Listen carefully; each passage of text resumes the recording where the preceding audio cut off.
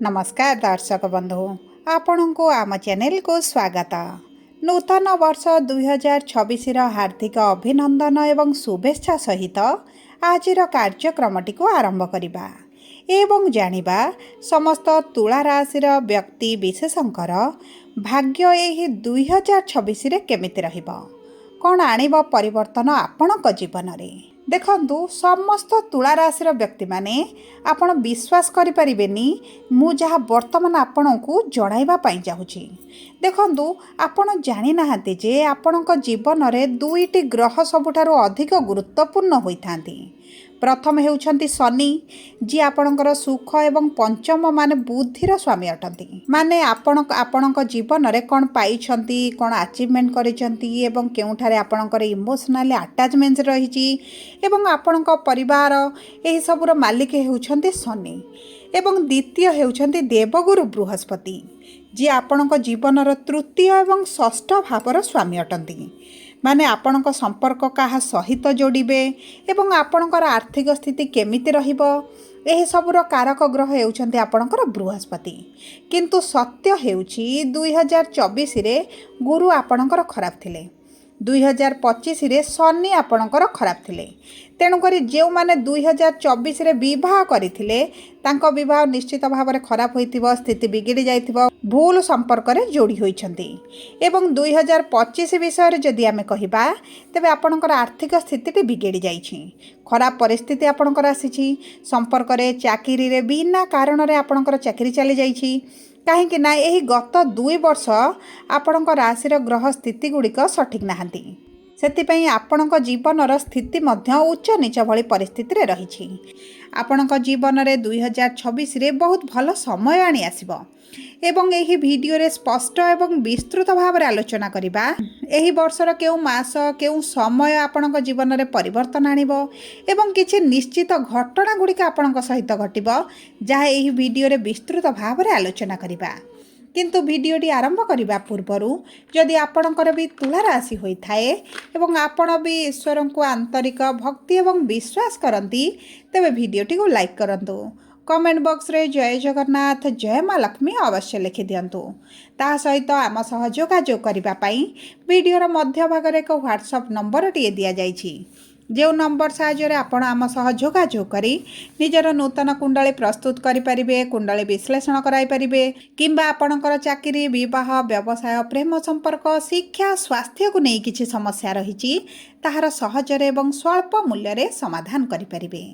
एबे आसंतु कार्यक्रमटी को आरंभ करिबा। देखंतु सर्वप्रथम यही 2026 प्रारंभरू आपणक जीवन में मंगल फेब्रुआरी 23 तारिख पर्यंत आपणक कर्मक्षेत्र उपर दृष्टि देवे। तेणुकरी आपण मो कथा को टिके ध्यान दे शुणंतु एवं बुझंतु। देखंतु 23 फेब्रुआरी पर्यंत मंगलंकर दृष्टि रहिबा माने देखंतु जो व्यक्ति मानकर नूतन चाकरी मिलु नथिला, व्यवसाय रे उन्नति मिलु नथिला, सक्सेस मिलुनी, ग्रोथ हेउ नथिला, आपण माने बहुत टेंशन रे रहुतिले, डिस्टर्ब रहुतिले एवं सेमानकर वर्तमान चिंता करिवार कोनोसी आवश्यक नाही, कारण फेब्रुआरी 23 तारिख पर्यंत मंगलंकर दृष्टि आपणक कर्मक्षेत्र उपरे रहिबो। तेणुकरी आपण उन्नति सफलता सक्सेस ग्रोथ को मंगल अटकाई रखिबे, रोकी रखिबे, आगो को आपण को बढ़िबा को देबे नाही। तेणुकरी आपण जदि चाकरी छाड़िबा पई चाहुचंती, आपणक पाखरे बेटर ऑप्शन किछि नाही, तेबे आपण चाकरी छाड़ंतु नाही, नचेत आपण निश्चित भागरे कोनोसी ना कोनोसी कारण रे फसी जाई पारंती। तेणुकरी वर्तमान समय रे विशेष भाव रे फेब्रुआरी 23 तारिख पर्यंत आपण चुपचाप होई बसी जांतु। ता सहित देखंतु फेब्रुआरी 23 तारिख रु जून 2 तारिख मध्य जो माने चाकरी सन्धान रही से चाकरी निश्चित भाव में हो, किंतु अवश्य आपणक मन पसंदर न हो पारे, किंतु चाकरी आपको निश्चित भाव में मिल जाव। जो माने चाकरी परिवर्तन चाहूले परिवर्तन आपणकर हेबो एवं ता सहित व्यवसाय रे ग्रोथ मध्य आपण देखिबे, किंतु आशा अनुଯାयी न हो पारे, बहुत धीरे धीरे एवं कम कम ग्रोथ आपण धीरे धीरे देखिबा अनुभव करिवे। किंतु जेतेबेले कर्म क्षेत्र रे 10म गृह रे गुरु विराजमान होइजिबे सेतेबेले आपणकर राशि रे हंस योग बनाइबे ଏବଂ ଏହି ହଂସ ଯୋଗ ଆରମ୍ଭ ହେବା ମାନେ ନୂତନ ଚାକିରି ନୂତନ ବ୍ୟବସାୟରେ ଆପଣଙ୍କୁ ସଫଳତା ମିଳିବା, ଆପଣଙ୍କ ମାନ ସମ୍ମାନ ବଢ଼ିବା, ଉଚ୍ଚ ସ୍ତରରେ ଆପଣଙ୍କୁ ପ୍ରଶଂସିତ କରାଯିବା, କିଛି ଆୱାର୍ଡ଼ ମଧ୍ୟ ଆପଣଙ୍କୁ ମିଳିପାରେ। ଯଦି କର୍ମକ୍ଷେତ୍ରରେ କିଛି କାନୁନି ସମସ୍ୟା ଆପଣଙ୍କର ରହିଛି କିମ୍ବା ମିଥ୍ୟା ଆରୋପ ଆପଣଙ୍କ ଉପରେ ଲାଗିଛି ତାହା ମଧ୍ୟ ଆପଣଙ୍କର ଉଠିଯିବ ଏବଂ ତାହା ସହିତ ଆପଣଙ୍କୁ ବ୍ୟବସାୟରେ ଯେଉଁ ଭାଇ ଭଉଣୀ ସମ୍ପର୍କୀୟ କିମ୍ବା ଅନ୍ୟ କୌଣସି ଲୋକଙ୍କ ପାଇଁ ଆପଣଙ୍କୁ ବାହାର କରିଦିଆଯାଇଛି କିମ୍ବା ଆପଣଙ୍କ ବ୍ୟବସାୟଟି ବନ୍ଦ କରାଦିଆଯାଇଛି କିମ୍ବା ସମସ୍ୟା ଚାଲିଥିଲା ତାହା ଆପଣଙ୍କର ସମାଧାନ ହୋଇଯିବ।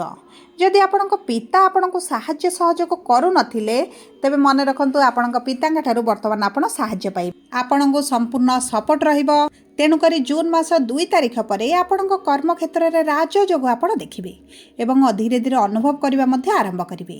ତାପରେ ମାନେ ଅକ୍ଟୋବର ମାସରେ କେତୁ ଆପଣଙ୍କ କର୍ମର ଗୃହକୁ ଗୋଚର କରିବେ ଏବଂ ବର୍ଷର ଏହି ଶେଷ ସମୟ ଅକ୍ଟୋବର ନଭେମ୍ବର ଡିସେମ୍ବର ଆପଣଙ୍କ ପାଇଁ ଏମିତି ସମୟ ରହିବ ଯେଉଁ ସମୟରେ ଆପଣଙ୍କୁ ବହୁତ ବ୍ଲାକ୍ ମନି କିମ୍ବା ଆପଣଙ୍କୁ କିଛି କଳାଧନ କିମ୍ବା ବଡ଼ ବଡ଼ ପଦ ବଡ଼ ପୋଷ୍ଟ ଆପଣଙ୍କୁ ମିଳିପାରେ ଏବଂ ଏହି ସମୟ ଏମିତି ସମୟ ରହିବ ଯେଉଁ ସମୟରେ ଲୋକ ଆପଣଙ୍କ ଚାରିପାଖରେ ବୁଲିବେ, ଆପଣଙ୍କର ମାନ ସମ୍ମାନ ବଢ଼ିବ, ଲୋକମାନେ ଆପଣଙ୍କୁ ଚିହ୍ନିବେ, ଆପଣଙ୍କ ସହିତ ସମ୍ପର୍କ ମଧ୍ୟ ଯୋଡ଼ିବା ଆରମ୍ଭ କରିବେ, ଆପଣଙ୍କ ନାମରେ ଲୋକ ପରିଚିତ ହେବା ପାଇଁ ମଧ୍ୟ ପସନ୍ଦ କରିବେ। ସେଥିପାଇଁ ମୁଁ ପୂର୍ବରୁ କହିଥିଲି ସମୟ ବହୁତ ବଳବାନ। ସେଥିପାଇଁ ଆପଣ ଫେବୃଆରୀ 23 ତାରିଖ ପର୍ଯ୍ୟନ୍ତ କିଛି ଏପଟ ସେପଟ କାମ କରନ୍ତୁ ନାହିଁ, ନଚେତ ଆପଣ ଫସି ଯାଇପାରନ୍ତି। ସବୁ ପରେ ଆପଣଙ୍କ ଜନ୍ମକୁଣ୍ଡଳୀର ଗ୍ରହ ସ୍ଥିତିଙ୍କର ପ୍ରଭାବ ମଧ୍ୟ ଆପଣଙ୍କ ଉପରେ ପଡ଼ିଥାଏ। ସେଥିପାଇଁ ନିଜ କୁଣ୍ଡଳୀକୁ ମଧ୍ୟ ଥରେ ବିଶ୍ଳେଷଣ କରାଇବାଟା ଉଚିତ ରହିବ। ତା ସହିତ ଦେଖନ୍ତୁ ଅକ୍ଟୋବର ମାସ 26 ତାରିଖ ପର୍ଯ୍ୟନ୍ତ କେତୁ ଆପଣଙ୍କର ଆୟର ଭାବରେ ରହିବେ ଏବଂ ଶତ୍ରୁର ରାଶିରେ ରହିବେ, କିନ୍ତୁ ଅଚାନକ ଧନ ଆପଣଙ୍କୁ ପ୍ରାପ୍ତ ହେବ। ଅତି ଖରାପ ପରିସ୍ଥିତିରେ ଆପଣ ଫସିବେ ନାହିଁ। ଦେଖନ୍ତୁ ଜୁନ୍ 2 ତାରିଖରେ ଗୁରୁ 10ମ ଗୃହକୁ ଆସି ଧନର ଭାବକୁ ପଞ୍ଚମ ଦୃଷ୍ଟି ଦେବେ, ମାନେ ଆପଣଙ୍କର ଅଖଣ୍ଡ ଯୋଗ ବନାଇବେ, ମାନେ ବହୁତ ଅର୍ଥ ଧନର ପ୍ରାପ୍ତି ହେବାର ବହୁତ ଅଧିକ ସମ୍ଭାବନାଟି ରହିଛି। ବଡ଼ ବଡ଼ ଲୋକଙ୍କ ସହିତ ଆପଣଙ୍କର ସମ୍ପର୍କ ବଢ଼ିବ ଏବଂ ଆପଣ ସେହି ମାଧ୍ୟମରେ ମଧ୍ୟ କିଛିଟା କାର୍ଯ୍ୟ ହାସଲ କରିବେ, କିଛି ଅର୍ଥ ମଧ୍ୟ ପ୍ରାପ୍ତି କରିବେ। ଚତୁଃପାର୍ଶ୍ୱରୁ ଆପଣଙ୍କର ଧନ ପ୍ରାପ୍ତିର ବହୁତ ଅଧିକ ଭଲ ଯୋଗ ବନୁଛି। ସବୁଠାରୁ ବଡ଼ କଥା ହେଲା ମଙ୍ଗଳ ଆପଣଙ୍କର ଧନର କାରକ ଏବଂ ଜାନୁଆରୀରୁ ଅଗଷ୍ଟ ମଧ୍ୟରେ ମଙ୍ଗଳ ଆପଣଙ୍କୁ ମଝିରେ ମଝିରେ କିଛିଟା ଧନ ପ୍ରଦାନ କରିବେ ଏବଂ ଯେଉଁ କାରଣରୁ ଆପଣଙ୍କର ଅର୍ଥର ଅଭାବ ରହିବ ନାହିଁ। ଦେଖନ୍ତୁ ମଙ୍ଗଳ ବିବାହର କାରକ, କିନ୍ତୁ କେତୁଙ୍କ ସପ୍ତମ ଭାବକୁ ଦୃଷ୍ଟି ରହିଛି। ତେଣୁକରି ଅକ୍ଟୋବର ମାସରେ କିଛି ନା କିଛି ବୈବାହିକ ଜୀବନରେ ଆପଣଙ୍କର ସମସ୍ୟା ମଧ୍ୟ ଆଣିପାରନ୍ତି। ଦେଖନ୍ତୁ ଏହି 2026ରେ ଆପଣଙ୍କର ବିବାହର ଯୋଗ ମଧ୍ୟ ଦେଖାଉଛି, କିନ୍ତୁ ଏତେ ଭଲ ବିବାହ ମଧ୍ୟ ଆପଣଙ୍କର ନ ହୋଇପାରେ। ଦେଖନ୍ତୁ 16 ଜାନୁଆରୀରୁ 20 ଜୁନ୍ ମଧ୍ୟରେ ମଙ୍ଗଳ ମକର ରାଶିରୁ ମେଷ ରାଶି ମଧ୍ୟରେ ଗୋଚର କରିବେ ଏବଂ ଏହି ସମୟ ମଧ୍ୟରେ ଯେଉଁ ବୈବାହିକ ଦମ୍ପତି ଚାହୁଁଥିଲେ ବୈବାହିକ ଜୀବନକୁ ଠିକ୍ କରିବା ପାଇଁ, ସେମାନଙ୍କ ସମ୍ପର୍କକୁ ଠିକ୍ ରଖିବା ପାଇଁ ଏହି ସମୟଟି ସେମାନଙ୍କ ପାଇଁ ସଠିକ୍ ରହିବ। ଏହି ସମୟରେ ଯେଉଁମାନେ ପ୍ରେମ ବିବାହ କରିବା ପାଇଁ ଚାହୁଁଥିଲେ ସେମାନଙ୍କର ମଧ୍ୟ ପ୍ରେମ ବିବାହ ହୋଇପାରେ, କିନ୍ତୁ ଗ୍ରହଙ୍କର ଦୃଷ୍ଟି ଥିବା କାରଣରୁ ଯେଉଁମାନେ ଡିଭୋର୍ସ ଚାହୁଁଥିଲେ ସେମାନଙ୍କର ଡିଭୋର୍ସ କରାଇଦେବେ ଏବଂ ଯେଉଁମାନେ ଦ୍ୱିତୀୟ ବିବାହ କରିବା ପାଇଁ ଚାହୁଁଥିଲେ ସେମାନଙ୍କର ବିବାହ ମଧ୍ୟ ହୋଇଯିବ। ସବୁ ପରେ ଦେଖନ୍ତୁ ଆପଣଙ୍କ କୁଣ୍ଡଳୀରେ ଶିକ୍ଷା ଏବଂ ସନ୍ତାନର କାରକ ହେଉଛନ୍ତି ଶନିଦେବ ଏବଂ 27 ଜୁଲାଇ ପର୍ଯ୍ୟନ୍ତ ଶନି ଆପଣଙ୍କର ଷଷ୍ଠ ଭାବରେ ବିରାଜମାନ ହେବେ। ତେଣୁକରି ଯେଉଁ ତୁଳା ରାଶିର ବ୍ୟକ୍ତିମାନଙ୍କର ସନ୍ତାନ ହେଉନଥିଲା, ସନ୍ତାନକୁ ନେଇ ସମସ୍ୟାରେ ରହିଥିଲେ, ସେମାନଙ୍କୁ ସନ୍ତାନ ପ୍ରାପ୍ତି ହୋଇଯିବ। ତା ସହିତ ଯଦି ଆପଣ ସେୟାର ମାର୍କେଟ ଟ୍ରେଡିଂରେ କିଛିଟା ସମସ୍ୟା ଦେଖୁଛନ୍ତି, ଅର୍ଥ ଲଗାଇଛନ୍ତି ଆପଣଙ୍କର ବୁଡ଼ି ଯାଉଛି, ସେଥିରେ ମଧ୍ୟ ଧୀରେ ଧୀରେ ଆପଣ ଗ୍ରୋଥ ଦେଖିବେ। ଆପଣଙ୍କ ପୈତୃକ ସମ୍ପତ୍ତିକୁ ନେଇ ଯଦି କିଛି ସମସ୍ୟା ରହିଥିଲା ସେଥିରେ ମଧ୍ୟ ଆପଣ ସୁଧାର ଆସିବ। ଯେଉଁମାନଙ୍କ ପ୍ରେମ ସମ୍ପର୍କ ବହୁତ ଖରାପ ପରିସ୍ଥିତିରେ ଥିଲା ସେମାନଙ୍କୁ 27 ଜୁଲାଇ ମଧ୍ୟରେ ସଫଳତା ନିଶ୍ଚିତ ଭାବରେ ପ୍ରାପ୍ତ ହେବ। ସେଥିପାଇଁ ଆପଣଙ୍କର ଚିନ୍ତିତ ହେବାର କୌଣସି ଆବଶ୍ୟକତା ନାହିଁ। ଏବେ ଆସନ୍ତୁ ଜାଣିବା କ'ଣ ରହିଛି ସହଜ ଉପାୟ ଯାହା ଆପଣଙ୍କର 2026ର ଅଶୁଭତ୍ୱକୁ ଦୂର କରିବ।